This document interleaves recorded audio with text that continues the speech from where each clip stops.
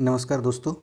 तो यूपीपीसीएस 2011 के लिए हम दृष्टि के टेस्ट नंबर 3 को इस वीडियो में देखेंगे और ये इसमें इतिहास और करंट अफेयर्स के क्वेश्चन सम्मिलित हैं। तो देखिए पहले क्वेश्चंस को देखते हैं। निम्नलिखित में से किस राज्य में भारत की पहली सी प्लेन सेवा शुरू की गई? तो गुजरात में शुरू की गई थी, स्टैच्यू ऑफ यूनिटी और साबरमती रिवर फ्रंट के बीच में 31 अक्टूबर को सरदार वल्लभ भाई पटेल की जयंती के अवसर पर। दूसरा नंबर क्वेश्चन, मुंबई इंडियंस ने इंडियन प्रीमियर लीग यानी आईपीएल 2020 का खिताब जीता, तो 5वीं बार जीता है, विकल्प सी इसका आंसर है। तीसरा क्वेश्चन, हुरून इंडिया और एड लगी फाउंडेशंस द्वारा वर्ष 2020 के लिए जारी की गई भारत के सबसे परोपकारी सूची में निम्नलिखित व्यक्तियों में से कौन शीर्ष पर है? तो अजीम प्रेम जी को शीर्ष पर रखा गया है, विकल्प डी। क्वेश्चन नंबर 4, भारत अपना राष्ट्रीय शिक्षा दिवस कब मनाता है? तो 11 नवंबर को मनाता है, मौलाना अबुल कलाम की जयंती पर, जो भारत के प्रथम शिक्षा मंत्री थे। निम्नलिखित क्वेश्चन नंबर 5, निम्नलिखित में से किस देश में गोनी तूफान ने लैंडफॉल किया था? तो गोनी तूफान ने लैंडफॉल किया था फिलीपींस में, विकल्प सी। क्वेश्चन नंबर 6, प्राचीन भारत में सबसे आरंभिक अभिलेख उत्कीर्ण किए गए थे, तो शिला पर उत्कीर्ण किए गए थे, इसलिए इसका विकल्प बी हो जाएगा। ताम्रपत्र पर जो लेख मिलता है अभिलेख का उत्कीर्णन का, वो ईसवीं सदी सन से है, यानी ईसा मसीह के जन्म से संबंधित है। अच्छा, इससे रिलेटेड 2 पॉइंट और आता है, एक आता है एपिग्राफी और दूसरा आता है पैलियोग्राफी। तो एपिग्राफी या पूरा लेख विधा का मतलब होता है कि जो शिलालेखों का जो अध्ययन किया जाता है उसे ही कहते हैं एपिग्राफी या पूरा लेख विधा, जबकि पैलियोग्राफी का मतलब होता है कि जब हम प्राचीन शिलालेख का अध्ययन करते हैं तब हम उसे कहते हैं पैलियोग्राफी। क्वेश्चन नंबर 7, निम्नलिखित में से कौन सा एक नवपाषाण स्थल नहीं है? तो भीमबेटका एक नवपाषाण स्थल नहीं है, जबकि मास्की, ब्रह्मगिरी और तक्कलकोटा एक नवपाषाण स्थल है। अब देखिए मास्की से संबंधित याद आया, जब हम प्रीवियस ईयर्स क्वेश्चंस को हल कर रहे थे इतिहास के, तो उसमें मास्की का से संबंधित एक ऑप्शन आया था। क्या था? मास्की एक ऐसा अभिलेख है जिसमें अशोक के नाम का वर्णन है। तो ध्यान रखें, उसमें मैंने एक ट्रिक बताया था, गन मास्क, यानी गुर्जरा, उडेगोलम और नेतूर, उसके बाद मास्की, ये 4 ऐसे अभिलेख हैं जिसमें अशोक के नाम अभिलिखित हैं। 8, सिंधु घाटी सभ्यता के निम्नलिखित में से किस स्थल पर घोड़े की हड्डियों के अवशेष के प्रमाण मिले हैं? तो सुरकोटदा में मिले हैं, और सुरकोटदा कहाँ है? यह कच्छ, गुजरात में है। एक दुर्गबंदी बस्ती था। अच्छा, इससे रिलेटेड 1-2 पॉइंट और है, इसे देख लेते हैं। कलश समाधान के प्रमाण भी यहीं मिले हैं, कहाँ? सुरकोटदा में। तो घोड़े की हड्डियों के अवशेष और कलश समाधान के प्रमाण भी सुरकोटदा में मिले हैं। इसका उत्खनन कब और किसने किया था? तो 1972 में जेपी जोशी के द्वारा किया गया था। 9 नंबर, ब्राह ताम्रपत्र अभिलेख संबंधित है, तो मिहिर भोज से संबंधित है। मिहिर भोज गुर्जर प्रतिहार वंश के एक प्रतापी राजा रहे हैं, 46 वर्षों तक का इनका शासन रहा है।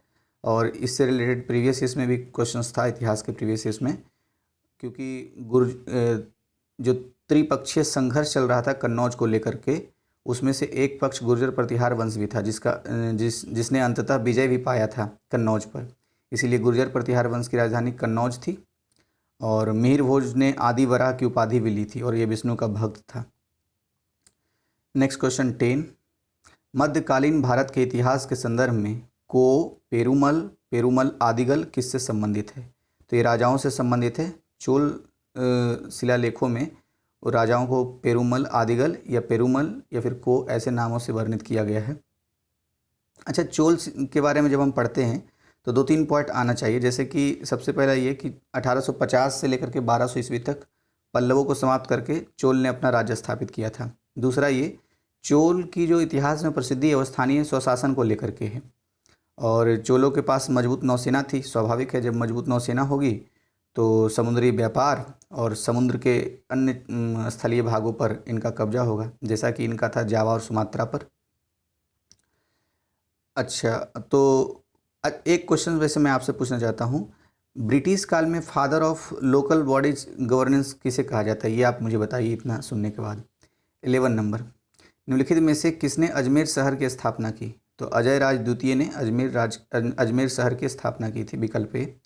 12, इंडियन नेशनल लिबरेशन फेडरेशन की स्थापना की गई थी, फिर से पढ़ देता हूँ। इंडियन नेशनल लिबरल फेडरेशन की स्थापना की गई थी सुरेंद्र नाथ बनर्जी द्वारा 1919 में की गई थी, विकल्प बी। 13 नंबर, निम्नलिखित में से कौन कांग्रेस खिलाफत स्वराज्य पार्टी का सचिव था? तो मोतीलाल नेहरू सचिव थे, 1923 के आसपास इसकी स्थापना हुई थी और चित्तरंजन दास स्वराज पार्टी के अध्यक्ष थे, जबकि मोतीलाल नेहरू इसके महासचिव थे। 14 नंबर, एक साइड समाचार पत्र है, दूसरी साइड संस्थापक, तो इसमें जो सुमेलित नहीं उसे ढूंढना है। तो सुमेलित तो वैसे इसमें कोई नहीं है, इसलिए इसका विकल्प डी है 1 2 3 4, तो इसका मिलान कर लेते हैं सही सही। स्वदेश मित्रन जी सुब्रमण्यम अय्यर द्वारा लिखा गया था। वॉइस ऑफ इंडिया दादा भाई नौरोजी द्वारा लिखा गया था। इंडियन मिरर एन सेन के द्वारा लिखा गया था और सुधारक गोपाल कृष्ण गोखले द्वारा लिखा गया था।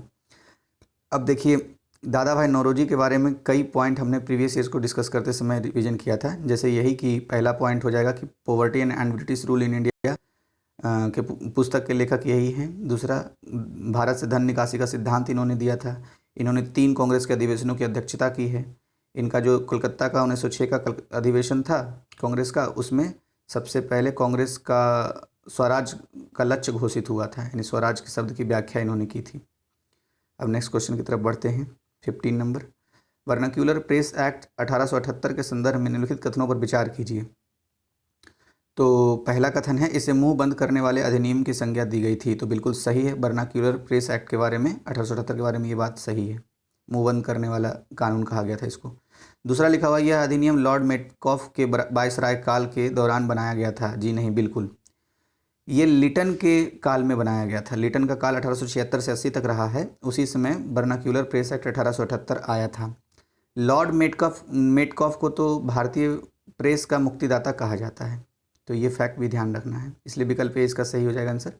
16 नंबर, माया सैडू राष्ट्रपति निर्वाचित हुई है, तो ये मालडोवा की राष्ट्रपति निर्वाचित हुई है और मालडोवा की सबसे पहली महिला राष्ट्रपति है ये। मालडोवा की राजधानी कहाँ है? चिसिनाऊ, याद रखना है, चिसिनाऊ मालडोवा की राजधानी। 17 नंबर, चीन द्वारा चंद्रमा की सतह से नमूने एकत्र करने के लिए निम्नलिखित में से कौन सा मिशन लॉन्च किया गया है? तो चांग-ई 5 ध्यान रखना है। 18, कैम्ब्रिज डिक्शनरी के अनुसार निम्नलिखित में से किसे वर्ष 2020 का वर्ड ऑफ द ईयर घोषित किया गया है? तो क्वारंटीन को घोषित किया गया है। 19 नंबर, पक्के टाइगर रिजर्व PTR अपने ग्रीन सोल्जर्स को कोविड-19 के विरुद्ध बीमा कवर प्रदान करने वाला भारत का पहला टाइगर रिजर्व बन गया। तो भारत का पहला टाइगर रिजर्व कौन बन गया था? ये अच्छा, यह स्थित है, ये ऐसा पूछ रहा है, तो अरुणाचल प्रदेश में स्थित है, कामेंग डिस्ट्रिक्ट में।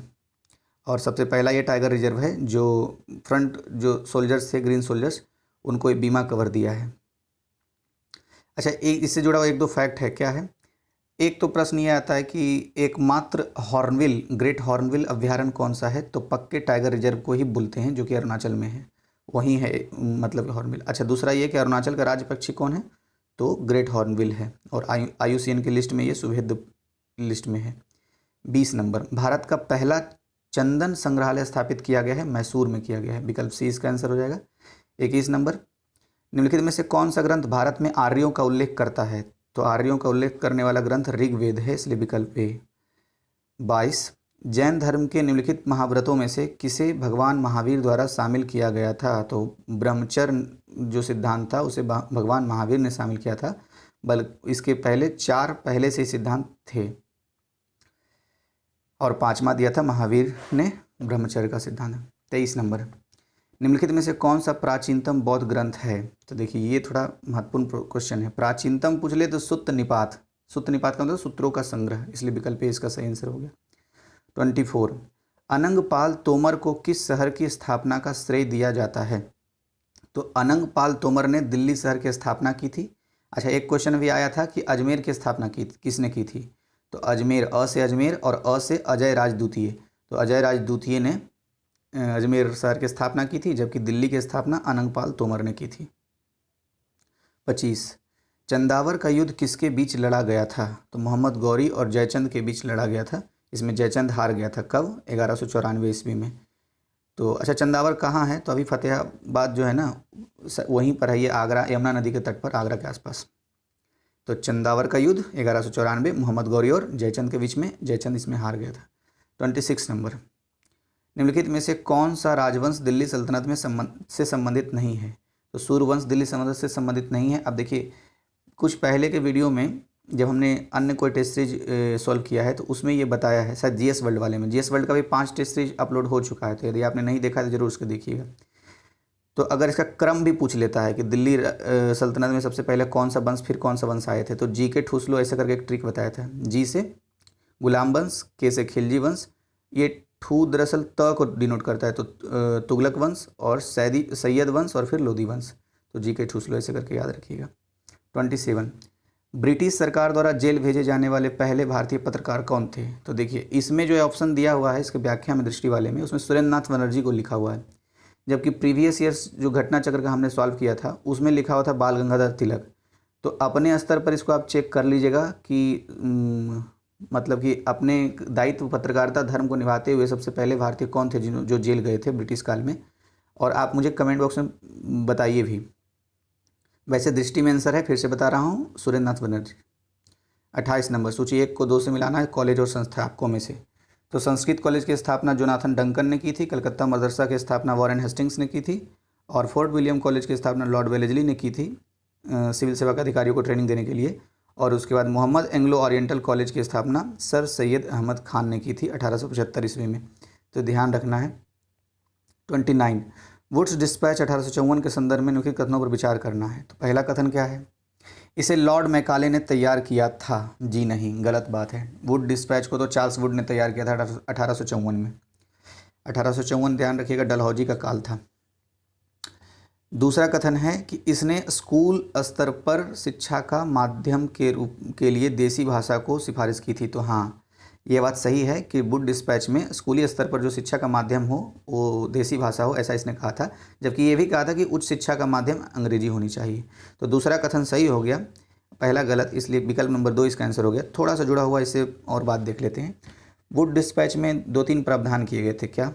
पहला तो यही कि स्कूली शिक्षा पर देसी भाषा हो और उच्च शिक्षा पर इंग्लिश भाषा हो।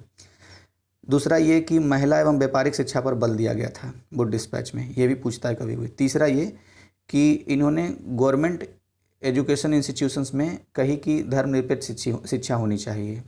और चौथा प्रावधान ये था कि इन्होंने सब्सिडी यानी कि अनुदान पद्धति को पालन किया, बोला कि निजी क्षेत्र से शिक्षा संस्था स्थापित होनी चाहिए, तो उसको प्रोत्साहित करने के लिए अनुदान पद्धति को लागू किया था।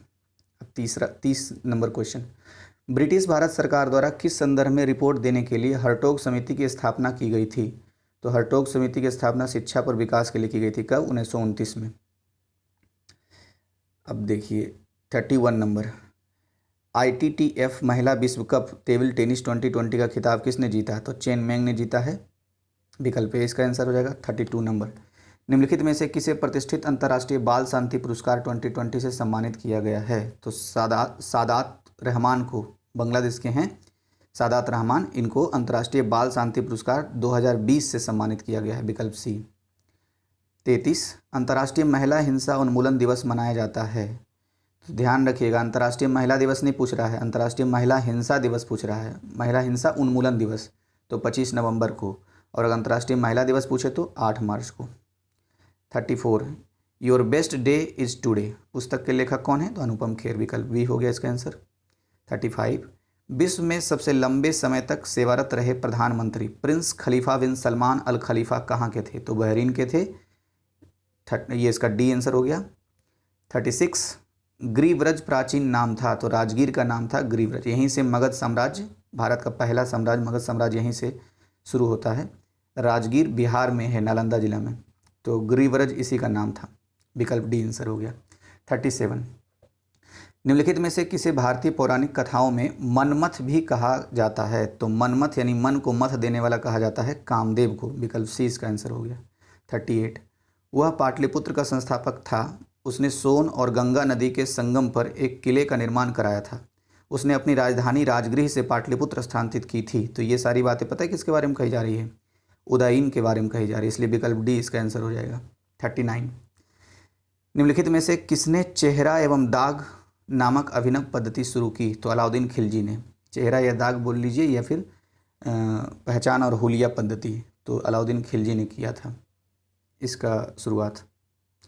40 नंबर सर्व यानी सिंचाई कर, सिंचाई कर को सर्व कहते थे, ये भी एक अलग से ज्ञान है।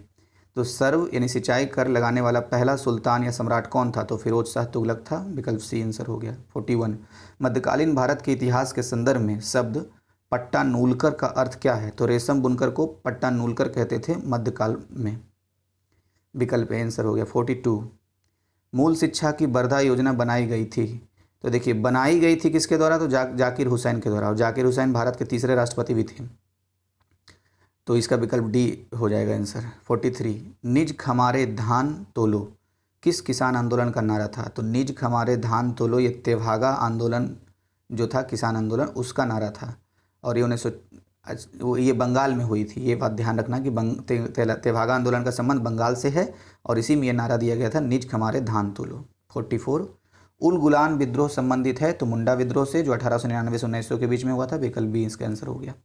45 अब्दुल गफ्फार खान के संदर्भ में निम्नलिखित कथनों पर विचार कीजिए। पहला कथन देखते हैं, उन्हें सीमांत गांधी के नाम से भी जाना जाता है, बिल्कुल सही है, सीमांत गांधी, फ्रंटियर गांधी अब्दुल खान गफ्फार को ही कहा जाता है।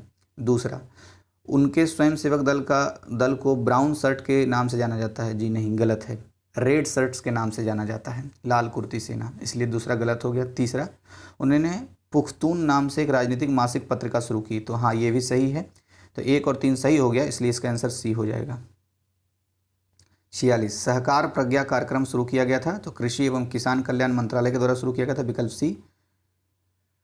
अच्छा 47 विवादित क्षेत्रों नारगोनो करबाख के लिए नवंबर 2020 में शांति समझौता किया गया, निम्नलिखित में से कौन से 2 देश इस विवाद में शामिल हैं? तो अजरबैजान और आर्मेनिया। इसको मैप में लोकेट कीजिए, और ये बहुत महत्वपूर्ण क्वेश्चन मुझे लग रहा है। तो नारगोनो करबाख जो शांति समझौता है वो अजरबैजान और आर्मेनिया के बीच में किया गया था, विकल्प सी। 48 सरहद विस्तार विकासोत्सव 2020 जिसका हाल ही में उद्घाटन किया गया का उद्देश्य है? तो इसका उद्देश्य है दूरस्थ और सीमावर्ती गांवों में स्वास्थ्य, शिक्षा और सड़क संपर्क से संबंधित समस्याओं का समाधान करना। अच्छा, अगर पूछ दे कि सरहद विस्तार विकास उत्सव 2020 कहाँ से शुरू हुआ है, तो ये गुजरात से होम मिनिस्टर ने अमित शाह ने शुरू किया था, इसका शुरुआत वहीं से हुआ है। 49 निम्नलिखित में से किस विश्वविद्यालय के परिसर में हाल ही में स्वामी विवेकानंद की आदमकद प्रतिमा का अनावरण किया गया था? तो जवाहरलाल नेहरू विश्वविद्यालय में किया गया था। देखिए इससे पहले ना इतिहास के 2012 से 20 के सारे क्वेश्चंस अपलोड कर दिए गए हैं, तो उसे आपने नहीं देखा है तो जरूर देखिए। जीएस वर्ल्ड के 5 टेस्ट सीरीज अपलोडेड हैं, उसे भी देख सकते हैं आप। फिर ध्येय आईएएस के एक टेस्ट सीरीज अपलोडेड है, तो उसे आप देख सकते हैं, नहीं अगर देखा है तो। चलिए 50वां नंबर क्वेश्चन, एशिया की पहली सौर ऊर्जा सक्षम टेक्सटाइल्स मिल भारत के किस राज्य में स्थापित की जाएगी? तो महाराष्ट्र में स्थापित की जाएगी, परभनी डिस्ट्रिक्ट है, इसलिए विकल्प डी इसका आंसर हो जाएगा। तो इस वीडियो में 50 क्वेश्चन थी, नेक्स्ट वीडियो में फिर देखेंगे 50 क्वेश्चन। आपको अच्छा लगा तो आप लाइक कीजिए, आप डिसलाइक भी कर सकते हैं, बस कारण जरूर बताइएगा। धन्यवाद।